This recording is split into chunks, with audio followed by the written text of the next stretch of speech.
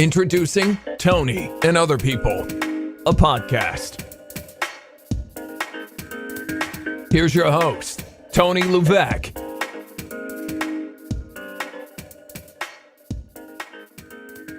Jesse Steele. What's going on? Did I pronounce your name right? I think so. Yours That's is all an I've been easy saying one. it my whole life. Well, I must be right then. Yeah, We hope. I hope so. Yeah. I had one drill sergeant that called me Steele the whole time I was Steele. in basic training. Yeah. Because you got the E at the end. But he did just be a dick. I was going to say, you can swear if you want. Great way to start the episode. He, This one guy I know, he was a dick. yeah. So you're obviously not from around here. Nope. Came here through the Army. Mm-hmm. Where were you from originally? I was born in Florida, and then moved around Florida a couple times, and then moved to Alaska. Mm-hmm. Lived in Alaska for about 8 years or so. How old were you when you were up there? Like you remember it?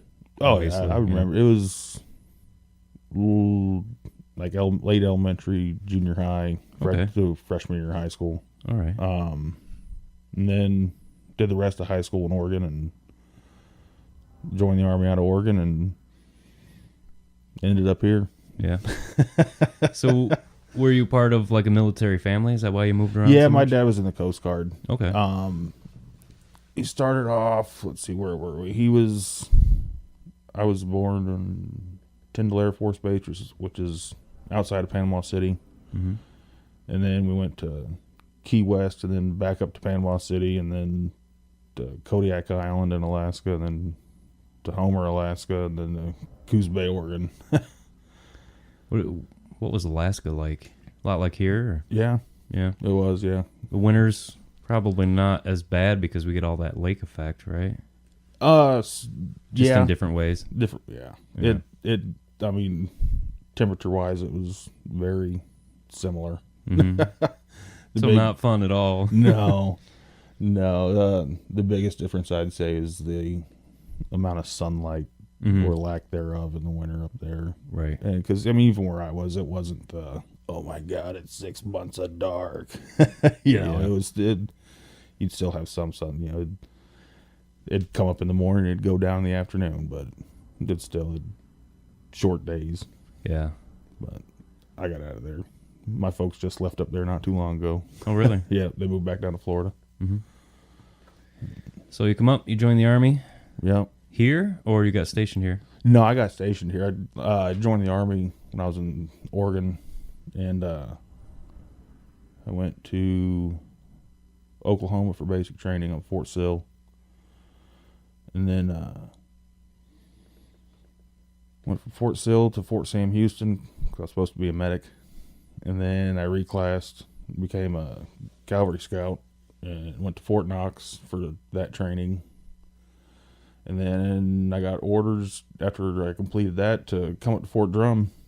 And when I got up to Fort Drum, I was originally in 317 Cav.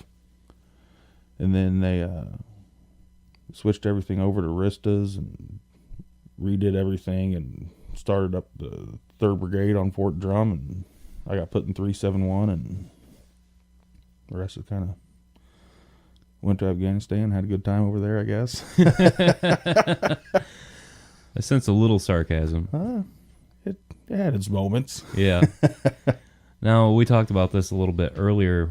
This area, we live around a military base, and so there's automatically a military presence here, you know, but it doesn't seem like military because when guys like you leave the post, it's to go out and have a good time and enjoy the community. You know what I mean? So it's not, we don't see your side of it, really. You know what I'm talking about? Yeah. So it's kind of, I think you've got a unique perspective on it. Plus, you know, you went overseas and saw some action. And I don't think people around here really appreciate that as much as they should. Well, they probably do. Yeah, I wouldn't. We don't really, know about that side of it. That's kind of, we just see guys going out to the bars or the Humvees driving through town, and, it's hard to know that, I mean, you were over there and came back, luckily. Yeah. That's a nice thing. Yeah, very.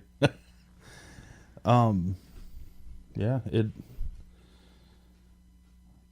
I don't know. Do you want to talk about what happened over there, or you want to ease into that a little bit later? We'll ease into that later. Yeah. All right. So how I know you is kind of weird because you are married to Aaron Monnett's sister. Yes, Katie. Yeah. And I like to hunt and fish with Mike Shaw and Frank Monnet.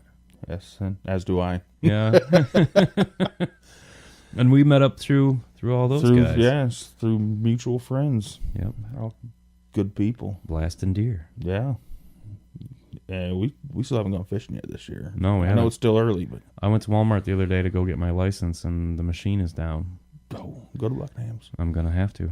There you go. Because I've been dying to go. I haven't gone fishing in probably 2 years at least. It's been eating away at my soul. Yeah, I was supposed to have a tournament on this past Sunday. It got canceled. Yeah. Bullhead? The bass. Oh. It's not even bass season yet. May Right. 15th, I think. Oh, bass is the third Saturday in June. Oh, okay. What's May 15th? Pike. Pickerel. Pike is the first Saturday in May. I know nothing, apparently. I think. Wait, I know something. Trout is April 1st. Yes. Okay. Every Trout's year. April 1st. Today's the opening day of turkey. Which today's the first day I missed opening day of turkey in I don't know how many years. And Well, I saw a few out back the other day, so yeah. it's not my property. Just Go knock saying. on the neighbor's door. By the way, I'm going to shoot about 6 of your turkey. No, I don't know what the limit is. I've never hunted turkey. Never got into it. No? No. It's fun. You have to be too quiet and blend in. I don't like hunting things that are not colorblind. I don't like things that can see me easily. Yeah. Yeah, it was, I think Muskie's the third Saturday in May, maybe last Saturday in May. I don't know. I just always say, I'm fishing for trout. There you go. And this thing just bit. Threw it back. Yeah. I don't normally keep any. I'll keep trout and bullhead, but those are the only kind I eat. Yeah. You're a southern boy, so you like all the fish, don't you? Yeah. I love fishing. That's sorry. Making noise. Yeah. Unprofessional. Sit here with a ball of newspaper just No, man, I started doing some kayak tournaments this year. And we had the first one over in Ballston Lake 2 weeks ago. Ballston Lake. Is that down near Lake George? Yeah, over that way. Ballston Spa. Yep. Okay. And that was the first tournament that I ever, legit pay to enter tournament that I had ever fished, and had a blast. Dude, it was awesome. It was a kayak tournament, and that was first time I've been on a kayak in 17 years. Yeah. I have never. I have a hard enough time in a canoe. And it's I hate canoes. But yeah, first time in a kayak in 17 or 18 years, and the hardest part was, well, not hardest, but the most I guess you could say anxiety I had about it was actually getting into the kayak and getting out of the water. That's what I imagine would be the nightmare, is getting into it. Once I got on the kayak, it was like riding a bike. I was like, oh, okay. Yeah. Yeah, I didn't catch any fish. I hooked up twice. Unfortunately, left my hook set at home, but it was a good time. Keep doing it. And then the one last week got canceled due to weather. It was supposed to be on. Oh, where was it supposed to be? I don't remember. Cazenovia Lake. That's where it was supposed to be. So you tie flies too? Yep. That's cool. I bet that's tedious. It can be. Yeah. It passes the time. So how do you pick out the colors and everything? A lot of them are just patterns. Because a lot of times you're trying to match bugs and stuff like that. And then you got But then when tying bass flies and stuff like that, that's, you get into the crazier colors and start throwing a lot of, you'll be getting big deer hair bugs and stuff like that. They'll have chartreuse and reds. And bass eat anything, don't they? Or they'll bite pretty close. Yeah, it's a lot. It's reaction and moving water, making noise. Yeah. I've been fishing and see leaves hit the water and the bass jump for them. They don't care. Maybe there's a bug on there. Who knows? When on that first tournament on Boston, I was fishing coming off of a point, and I don't know if a bird dropped it or a bass jumped out of the water trying to get one of the two happened. Either a bass was trying to get a little bird or a bird dropped this bass. But I was fishing about 50 yards. I looked up and just saw 3 foot out of the water this bass, and just boom. I was like, oh, okay. That's crazy. Thought about paddling over to start. I was like, no, it's too early in the year to start doing that kind of crazy stuff. No. I love catching bass, but I always throw them back. I keep them every once in a tried it while. a couple times. I'm just not a fish guy, I guess. But they're fun to catch. It's a nice fight. They're fairly easy to catch. Yeah. So now trout is my favorite. I could eat trout every meal, but they're also a pain in the ass to catch. Either they're super easy to catch or like near impossible. You can throw a worm on a hook and catch them all day, or that doesn't work and you got to start using spinners and Phoebes and then I'm useless. Yeah.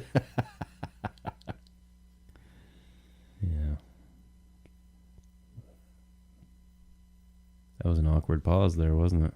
Saw a turkey reflection, yeah. Right there out on the lawn. Look at that sucker. That's your property. Yeah, that's less than 40 feet right there. These windows open. Look at the beard on that thing. Oh, here comes another one. This is highly entertaining for us, not for anybody listening. Nope. We got 2 turkeys crossing the road, not 40 feet from us. No, I saw a huge one. Saw the other day. reflection on the window on the door. That gets me every time. Yeah. This room is pretty much all window, so I can see traffic going by like a mile before it goes by because it's reflecting off of this and that. I can't imagine this is entertaining to listen to. I like them. I like listening to them. Oh, to the turkeys, not us 2 turkeys. Any turkeys? Oh, you're talking about the episodes. What were you? I was talking about turkeys and the episode. I mean, we're fusing this all together, confusing it all together. Yep. So when did you meet Katie? Like before you deployed, or? No, I met Katie. Oh, she's gonna kick my butt. In 2000. We're gonna cut out this dramatic long pause. And 2009. That's the year I met my wife. I think. Yeah. If it's wrong, we'll paste it in. We'll be going along. What time did you meet Katie? 2010. No, it wasn't 2010. I know we were together. It's 2009. It's quite a while. Yeah. You got a little one at home? Yep. Lane, he's 4. He's everywhere. And he's a wild one, isn't he? He is. I love that kid. He's awesome. Kids are awesome. We were talking about it the other day. Yeah. Yeah. Tell me again about the box you pulled out. Oh, so we're cleaning out boxes and found my old Game Boy from when I was a kid. The original, not the Game Boy Color that came out. Right. And it was all skinny and cool. No. One the rich kids had, yeah. the Game Boy Color. He picks it up. And he comes over. He says, "Daddy, what's this big box for?" I just looked at him. I said, "It's a video game." "No, it's not."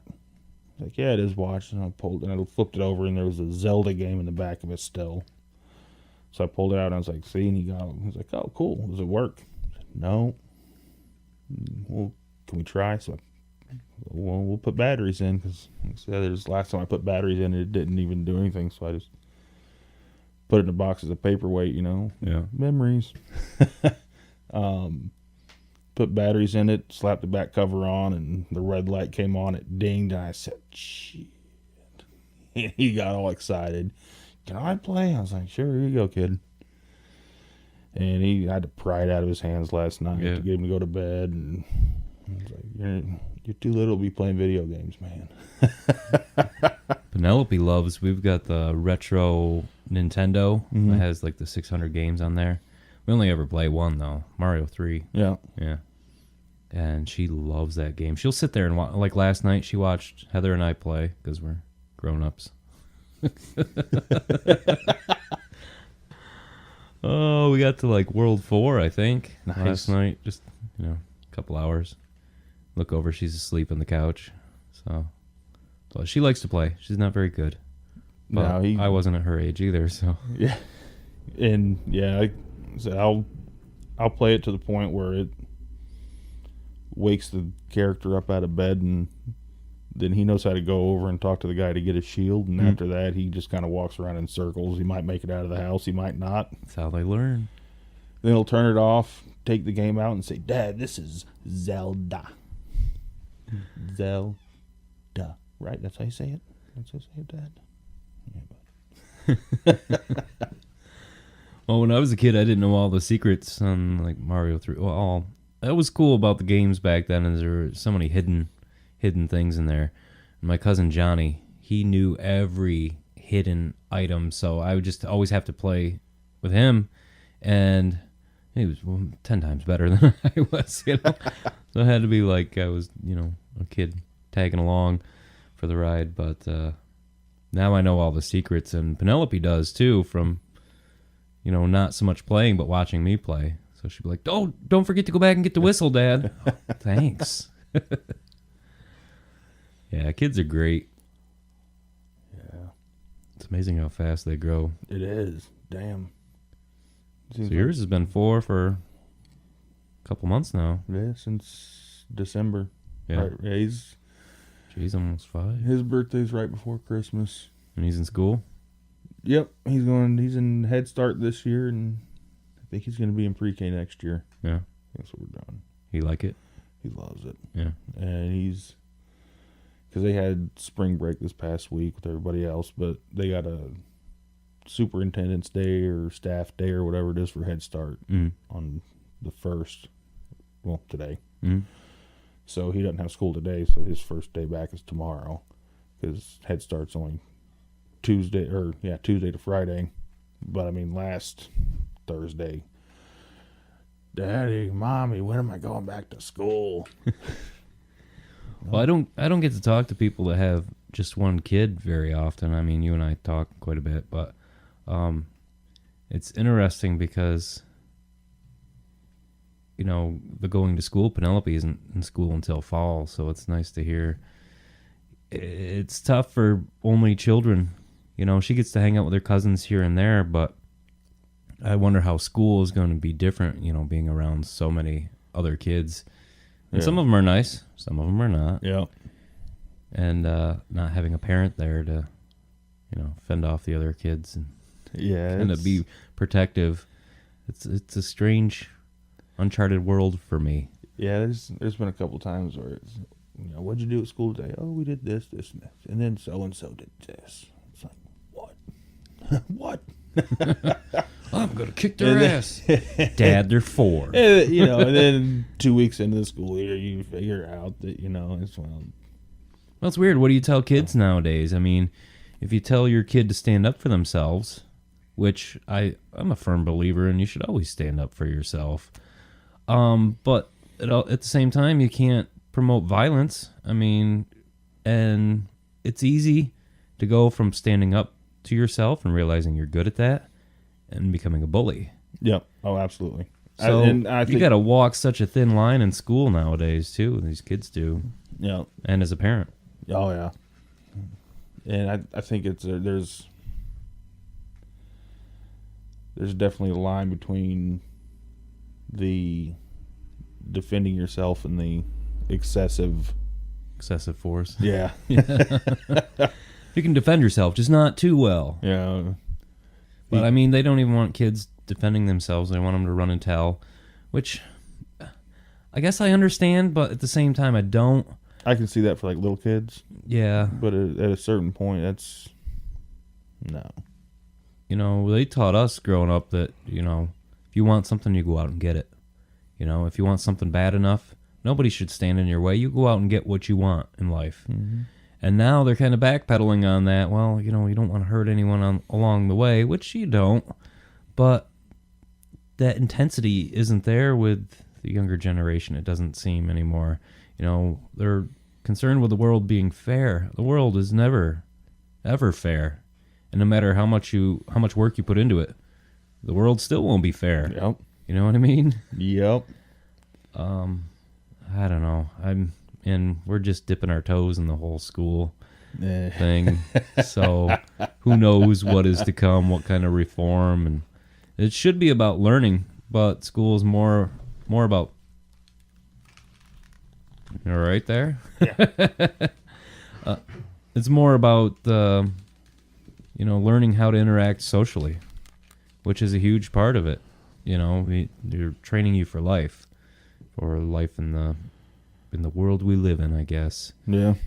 And as parents, we can only do so much of that, because when a kid is in school, most of their childhood, you know, however many hours a day, however many days a week, we have to relinquish control over our kid a little bit. That sucks. I'm not looking forward to that. But I don't want to homeschool. Not smart enough for that. Yeah.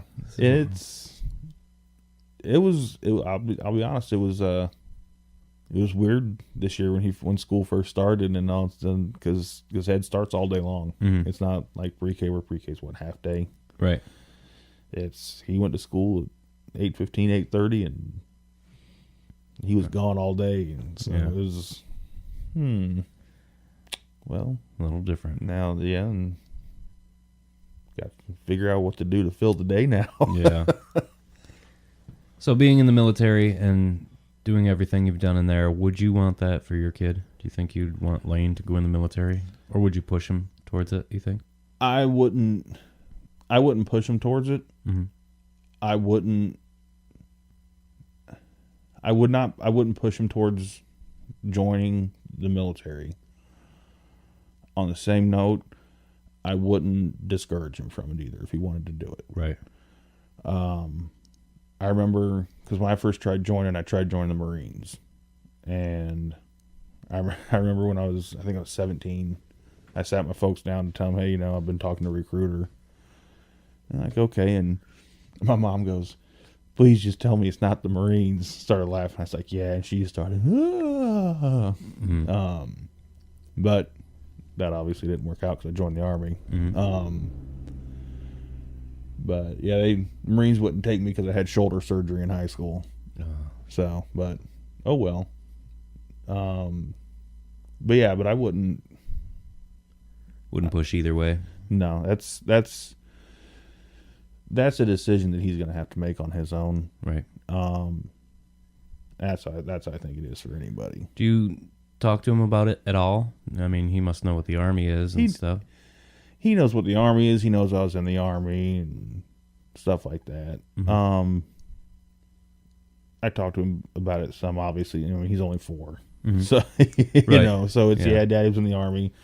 You know, he'll see trucks on. Daddy, did you drive one of those trucks? No, not that one, but that one. You know, Mm-hmm. that type of stuff. And as he gets older, we'll go into more detail about Mm-hmm. stuff and certain things. But if he ever chose to join, then I'd be extremely proud of him. Mm-hmm. If he doesn't, I'd still be extremely proud of him. Right. And but yeah, it's just I won't. I'll support him either way he goes. That's Right. If he wants to That's go all to you can do. college, cool. If he wants to go do something else, cool. If he wants to, you know, I probably won't even be shooting guns by the time he's in there anyway. Jesus. Maybe Yeah, laser drones or something futuristic like that. finger bullets. So my grandfather was in Korea, and my dad was a Marine as well. He wasn't in during wartime. I think he was in between. Vietnam, and it was Desert Storm that came next, I believe. So he was in between that. But I don't think my grandfather talked a lot about what had happened over there and what he saw in combat. And my dad didn't have any stories for me because he wasn't in combat. And I had a great view of the military when I was growing up and in high school. My dad was obsessed with Vietnam war stories, true Vietnam war stories, even though he wasn't in Vietnam. And I started reading those in high school, and I really wanted to join the military. Some reason I didn't end up. I just lost interest in it, I guess. But my dad ended up developing Parkinson's at a young age, and it was because of water poisoning on Camp Lejeune. And it took years for him to get any sort of, because he was only in a few years, he wasn't a career in the military. It took years for him to get any sort of compensation or help at all. I mean, he got to the point where he couldn't work. And finally, he's fully covered through the VA, and I appreciate that from the government and the military. But for a long time, it put a bad taste in my mouth about the military. And it's different, people that are active in the military or were at one time, I have nothing against them. I think I treat it more like they're pawns in the game. They're going in for the right reasons. But some of the high up, there's just a bad taste in my mouth. Oh yeah, what happens? It's politics and yeah. But I have full respect for anyone that joins. It wouldn't be for me. If I was 18 right now, leaving high school, there's no way in hell I would join the military at all. But that's hindsight. I know, now what goes into it. But I fully respect somebody that wants to fight for their country. I think that's noble, and I think that's something that not everyone is built for. So I commend you. I think that's Appreciate great. That. And I think to go through the things that you've gone through in your life too, I mean, it's amazing you're here, and as normal as you are. Well, I called you normal. That's relative. Katie, you hear that? What is normal but a setting on the washing machine?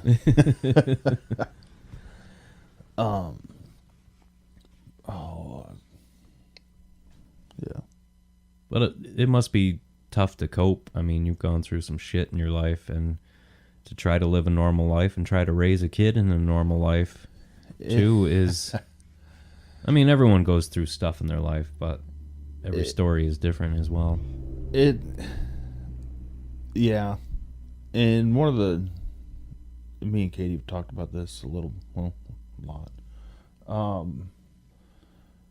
And my biggest thing is because, we were talking earlier about fishing and hunting and stuff. I mean, that's what I do a lot. And I do more fishing than hunting. And I'm in a fortunate position where I was medically retired from the Army. Mm-hmm. And I'm in a fortunate position where fortunate, unfortunate, it's a catch-22.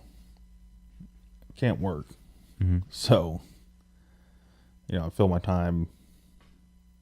I use fishing that's how I clear my head. Mm-hmm. I get outside, I go outside, I fish, I hunt. To me, that does tenfold more than sitting in an office with somebody I don't know in Watertown once or twice a week or a month or whatever it is. And how was your week this week, Mr. Steele? Yeah. Okay. Well, after spending years in the military, that just doesn't cut it. No, and it's one of the biggest things that I've, and this is obviously not even something that starting now even, is work ethic. Mm-hmm. Trying to instill work ethic a good work ethic. I can't even talk. A good work ethic into Lane. You know, if you want, you have to work and do steps to earn. You know, Daddy doesn't go to work. That, you know, and I understand he's 4. He doesn't understand Right. the road that led to that yet. Right. But which will be a long way off too. yeah, but I don't know. Just I have a trouble, you know, telling him, well, you have to work and do this if you want this, and then all he sees is Dad, right, either fishing what or do you just do? hanging out at the house. Yeah. And I don't know, it's that's one of the things that I struggle with. You know, among many other things, but as far as family wise with the kid, I would say that's one of them. Yeah, that's got to be difficult because what do you do? Yeah, You know? it's try and keep him busy when me and him are, when Katie goes to work and it's just me and him at the house. Try and keep him busy. And why do we got to do this? Because we do. Yeah. Because I told you to doesn't seem to work anymore. No, but why? Because I'm the dad and you're the kid. But why? I don't want to. Well, I don't care. Yeah. Yeah, that's got to be difficult. And you got to fill that time too. Yeah. You know?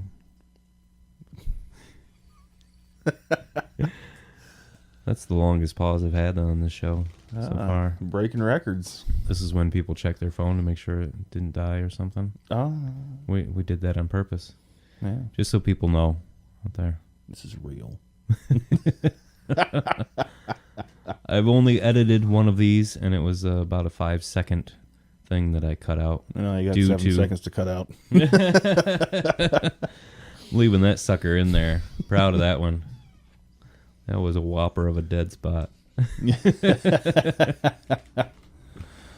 But yeah. Keep breaking my shit, I know, man. What the hell? That's why we don't have nice things, Pepper. So you're big into the red dirt music. Yeah.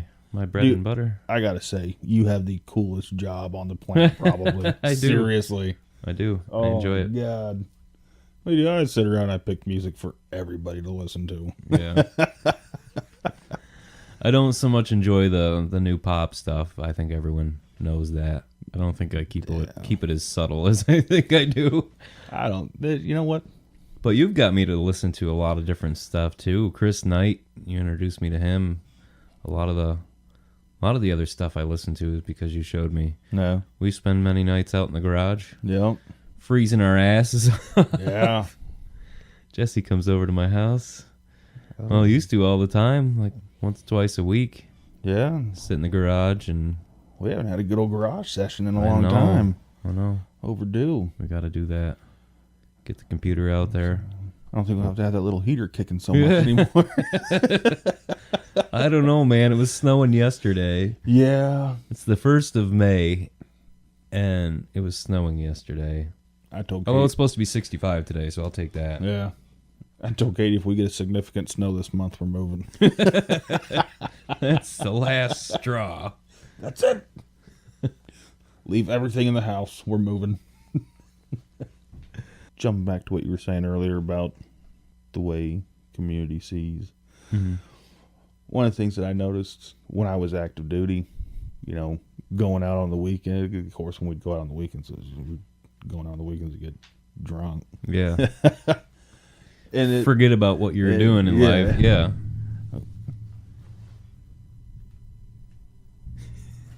It's like a new instrument. That noise you're hearing is the spring on the mic stand here. I have to sit down with all my guests and say, listen, if you bang on this, it's going to make this noise. And Jesse's like, ding ding ding. Slap at the bass. I found a new instrument. You did find a new instrument the other day, too. Yes. Found a jaw harp Yeah. in your old house. That thing, I'm pretty sure I got tetanus looking at it. But yeah, I found one. I know you sent me a picture and you're like, "What? Is this a jaw harp or something?" I'm like, "Yeah, I'd wash it before I put it in your mouth, though." Yeah, at that point, Keith had already tried it, and I was like, yeah.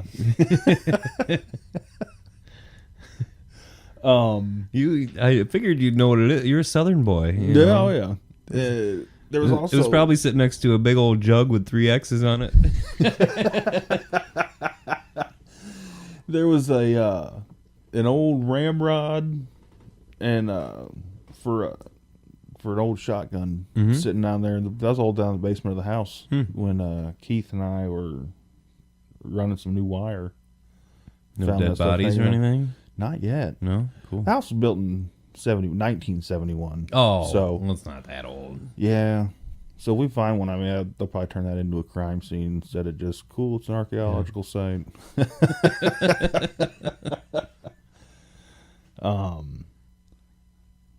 But now I derailed your train of thought again. It happens all the time.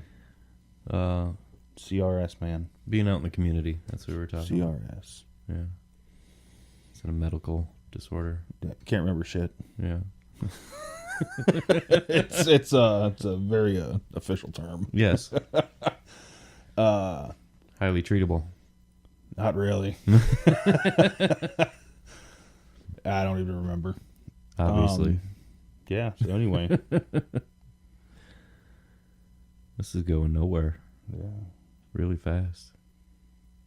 It's a lot easier to shoot the shit out in the garage, especially after a few beers. Yeah.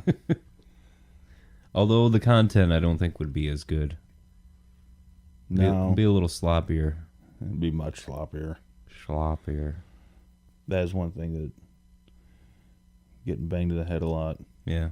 Just you have a thought and it's So you were in Afghanistan. yeah. Yep, we were up in the northeast, kind of on the Pakistan border. What's the terrain like up there? I mean, comparable Mountains. to here. Mountains. Yeah, just Mountains. Yeah. Everywhere mountains. a lot of hiking. Yeah, one of the things we joked about, because I mean, you look around here and, you know, the 10th Mountain Division, you know, because when I got my orders to go to Fort Drum, New York, honest to God, my first thought was, I don't want to go to a city. Because that's all New York. I didn't know. Yeah, anyone from outside of here. I didn't know. It's all one big giant city. And they flew me into Watertown, and I'm pretty sure we crop dusted a couple fields coming in. And I was like, well, this might not be so bad. So I saw 10th Mountain Division. And my second thought was, where the hell are the mountains? Mm-hmm. And then we get to Afghanistan. I said, oh, there's the mountains. But no, we were up. It was real rocky, real mountainous. Mm-hmm. We were up in, I don't remember the name of the mountain ranges or anything like that anymore. But a lot of driving. Yeah. 1-lane road, cliff going up on one side, up into the mountains, cliff going down to the Konar River on the other side, and road barely wide enough and a lot of points to barely get a Humvee through, and fun times. Yeah. Can't imagine. And just scared for your life, probably. You know what? Well, no, it's got to be different when you're surrounded by a bunch of guys that are trained to. When we first started running missions, there was, you know, I always remember the very first mission we went out on, and you know, not a damn thing happened, but there's, you know, the pucker factor. Mm-hmm. 'Cause I was, how old was I? 07, so I was 22? No. 23. He's counting on his fingers right now. No, he's not. No, seriously, I am. No, I was 23. So I was 23 when we deployed. Mm-hmm. And so, you know, let's take over the world. Not take over the world, but, you know. Yeah. We all know what you're saying. But there's, you know, the Yeah, you can do anything. the butterflies, the pucker factor, whatever you want to call it. And that, I mean, that never really went away. But I don't want to say there was never a sense of complacency. I don't want to say you get used to it. We were, after a couple months of being in country, we got moved up to where we were going to be for the rest of the deployment. Mm-hmm. So, and that's when the 1-lane road, that's where that was when we got up north. And so when that's the only road you have to, like, your only option, you learn the road pretty good. Mm-hmm. And so, you kind of know, well, when I get to here, if we're going to get shot at, it's going to be between point A and point B or point C and D. Right. So it's... Know the lay of the land. Yeah, and after a while, then, of course, there's a few times where it's like, oh, well, that one lasted a little longer than... They spread out a little more. Mm-hmm. But your adrenaline hits so much that you don't really have time to, oh my God, am I going to die? Am I going to die? Yeah. And plus you're trained. You just, yeah. Trained to react that way. Because I got, the 2 times I got hurt, injured, whatever you want to say, was within an eighth of a mile on the same stretch of road. I mean, it was in the same spot essentially. Right. And so it's, we knew where they were attacking us at. It's just when are they going to get lucky? Right. The first time I got hurt was in October of 2006. We were doing a convoy from Naray up to Camdesh. Basically because our higher ups wanted to see if we could get an LMTV up that little road. So it slowed the whole process, slowed the whole convoy down, and we ended up taking a lot of fire. Small arms, RPKs, RPGs, and I had a RPG I was a gunner. An RPG hit my truck right between the driver and the rear door. Just peeled the rear door back, and it's, there's the armor plated doors and all that stuff, and just peeled that back like a tin can, and threw me up against the gun and threw me back, and that's how I hurt my back. And I got knocked out for a second, and I opened my eyes, and just I was inside the truck, and I was just standing up outside the truck, and I'm looking at my LT. I'm like, what are you doing? I was like, I don't know. I don't know what happened. And tried to stand back up and couldn't stand up. I couldn't feel my left leg. And so I ended up pulling myself back up on there, and we kept driving and came out of getting shot at, came out of contact. They switched me out with the guy on the truck behind me. And then we get, I think, a half mile down the road, maybe, start getting shot at again. Here we go. And then the gunner on the truck that I got switched out to, he got hit. So then I had to climb back up onto that gun. But he ended up being okay. And then we made it up. Finally made it up to Camdesh that day, and we ended up staying up there for a couple days. Well, they ended up staying up there. I got medevaced out. Mm-hmm.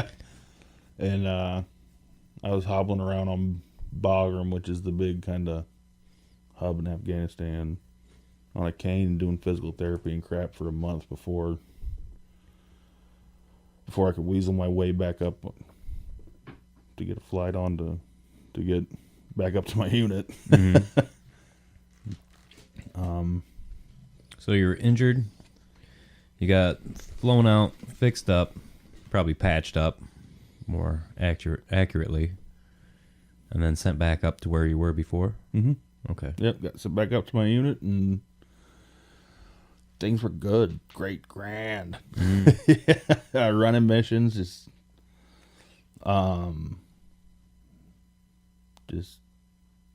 doing what we did on deployment. Mm-hmm. Going different places, meeting new people. Yeah. And May 14th, 2007. Yeah. We were about at the same spot. And we started getting shot at again, and there was, again, we had other trucks added in to our trucks, so we were real slow because we like to use speed as our security because we didn't have the people, we didn't have the manpower in our platoons to where You could really when fight we back. would get shot at, we didn't have the manpower to stop Right. and go out, kick dismounts So out. you and just want to stuff. zip across there And so we'd go through, and if we started getting shot at, we'd shoot back, and we'd call it in, and they'd send A-10s, bomb them, they'd drop mortars, they'd Mhm. 155s, they'd fire that as we drove through, and that was that. Sometimes every once in a while, hey, why don't you turn around and drive back through there, see if they're still there. Okay. Can't we just throw a stick or something? Okay. And but this one particular day we were going through, and we got stopped short of this one town, and they're like, hey, don't go up there today. You guys, you don't want to do that today. Just don't do it. Just don't. So we called up to the powers that be, and so they send up I think they had a Predator up, the UAV. And they're looking, and, well, we don't see anything. And then they had other reports from towns that were south of us. Hey, anybody going north of the such and such town's going to get jacked up today. You guys should be good. Why don't you guys just go ahead and just go ahead. This is 2 weeks before we're supposed to come home. Mm-hmm. And so we push up, and as soon as we leave that little town and go around a bend, it's just da-da-da-da-da-da-da. Like, oh, fuck, there they are. Mm-hmm. And we had a bunch of non-gun trucks in between our gun trucks. And like I said before, we use speed as our security, so we get shot at. We just speed up a little bit, go through, called in. Mm-hmm. Well, the other trucks we had, once we start getting shot at, they slam on their brakes. So our lead gun truck just does what he always does and just speeds up, and by the time he realizes there's nobody behind him, he's way Long up gone. there. And like, well, tell my driver, I was like, dude, just start pushing those trucks into the river. Screw it, we gotta go. And I was shooting across one side of the river, and there were guys coming both sides of the river, and shooting a 50 cal across, and turn around with a saw, and I'd shoot up the hill behind me, and just turn around one time, and next thing you know, back in the truck again. Looking up, I was like, oh, okay. Sit up, my LT's this time, it wasn't like last time where it was, what are you doing in the truck? Mm-hmm. It was just, are you okay? And jaw was jacked up. I couldn't talk. Like, I don't know what happened. It's like, okay. He goes, well, it looks like you got nicked here, nicked here. I said, okay. And so I started pulling myself back up, and he grabs me. He goes, no, you can't go back up. So the dismount climbed up over, and I got down, and I put my hand up on my neck and did that, and just covered in blood. And I was like, so I grabbed the medic kit from the side of my vest and put pressure dressings on and stuff like that, and soaked through a few of those. And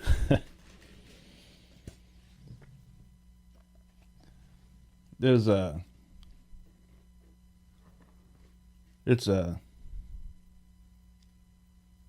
humbling moment when you're sitting in the back of a truck and you can hear bullets bouncing off of it, and there's not a damn thing you can do.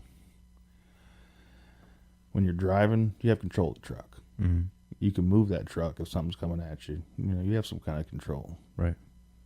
The TC is in the front seat. He's on the radio. He's the truck commander. That's what TC is. The gunner, obviously, you have control of that gun. You're doing something. Mm-hmm. When you're sitting in the dismount seat, Laid up. Nothing you can do.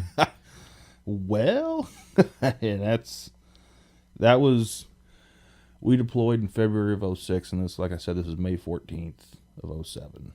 And that was the first time where I was like, this is it. Mm-hmm. That's it. We're done. Mm-hmm. You could hear our, what was it? Well, I know what we call them in the Army, but I won't say it on your show. But our guy that called for fire with the field with the artillery and mortars and stuff like that, because this particular stretch it was at the bottom of a valley, and you try and talk to anybody and just you can just hear him going over the radio. This is so and so transmitting the blind fire target. Blah, blah, blah, blah, blah. So as we're going, he's calling these pre-plotted targets for them to start dropping mortars on, and just all we're hearing back is, Oh, man. it's like, cool. Yeah. We'll fend for ourselves. And I remember just sitting in the back of the truck and, just, like I said, just ding, ding, ding, ding, ding. Just kind of put my head down, and this is it. Did you really think that was... Oh, absolutely. Yep. That was, like I said, and at that point, honestly, I was ready. Mm-hmm. At that point, I was ready. And then all of a sudden, there was just this boom overpressure in the truck. I was, what the? It's like, okay, this, shit just went from real to worse. And then on one side of the river, then the other, just back and forth, and we're going, and that was your help coming in? Yeah, they had heard one of his transmissions from before, kicked out a team, and they were just dropping 120 millimeter mortars on either side of the river, guessed where we were, and just started dropping them, working back towards them. Right. And it was, I mean, Yeah. get goosebumps just talking about it still, but well, it's that's the thing, something that most people don't even have to ever think about. You know what I mean? Because of people like you. So I feel awful for people like you that still, I've got goosebumps now, that still have to suffer. I mean, you suffered enough. You really did. In just that moment you were telling about. But now you've got to live with that in your head. That doesn't just disappear. no, it's I'm glad that there's programs out to help with that. I wish that there were more, and I wish there were more government funded. It's a shame that a lot of that is private stuff. And there are a lot of good groups out there. And I've been very fortunate to go on some hunting and fishing trips with some of them, and they're awesome. And I've seen some stuff where it's, how does hunting and fishing help? It Takes your mind away, doesn't it? It just, for me personally, it's transcendence into another place, if you will. It's just, nothing matters. It probably brings you back to a time in your childhood, too. I mean, I know that's why I enjoy fishing a lot. I used to fish with my grandfather all the time, and it just kind of brings you back out of what you're dealing with in life or what's normally running through your head. Fishing is so relaxing. Yeah. Same with hunting. You sit out in the woods, freeze your nuts off. Most of hunting is just being quiet and freezing to death. Yep. But sometimes you need that little bit of a reset to breathe the fresh air, to look at the beautiful environment, and to be alone with your thoughts. Yep. And that's exactly. What was it? Like, there's a group out of Illinois called Hood Deer Hunts for Heroes. Then they brought me and a friend of mine Year before last, I think. Yeah, the year before last. They brought us out there for a deer hunt. Awesome time. Awesome group of folks. And then me and my buddy went back out this past January and it was just a, hey, you want to come out? Just, not a whole function, just come out deer camp, hang out. Absolutely. We're there. Wounded Warriors in Action. They did an upland bird hunt down around Palmyra. They do it every year, but me and Katie got to go, and it's one of the only ones that does a couples thing. And so I got to go shoot pheasant and chucker all day. And Katie, let's see, the first day they went and did a wine tour. And so, it was down in the Finger Lakes. So they did a bunch of wine tours down there. Yep. And the next day we got up and went and shot pheasant and chucker again all day. And all the wives went and did a spa day. And it's just being able to be around other guys and I think both of those two organizations, I think, are Purple Heart recipient only. I know when the Warriors in Action is. Anyway, but being able to be around other guys that have been through such a specific very experience. Similar. Yeah. And how they cope with what they do, with their life. And